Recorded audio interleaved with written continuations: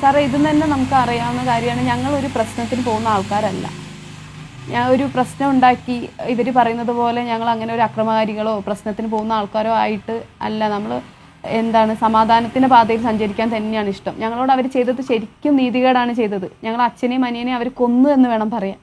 ആ മനുഷ്യൻ അത്രയും വ്യക്തമായിട്ടൊരു കത്ത് എഴുതി വെച്ച് മരിച്ചിട്ട് പോലും ആ മനുഷ്യൻ്റെ ബോഡി പോലും ദഹിപ്പിക്കാനുള്ള ഒരു അവകാശം, ഞങ്ങൾ അവകാശം പോലും അവർ നിഷേധിച്ചിട്ടും ഞങ്ങൾ പ്രതികരിക്കാണ്ടിരുന്നത്, ആ 10 ദിവസം പ്രതികരിക്കാണ്ടിരുന്നത് ആ കത്തിലൊരു വാക്കാണ്, പാർട്ടിയെ കളങ്കപ്പെടുത്തരുത് എന്നുള്ള വാക്ക്. അത് ഞങ്ങൾ പാലിച്ചു. ആ 10 ദിവസം ഞങ്ങൾ ഇവിടെ കൊല്ലാക്കൊല ചെയ്യുമായിരുന്നു.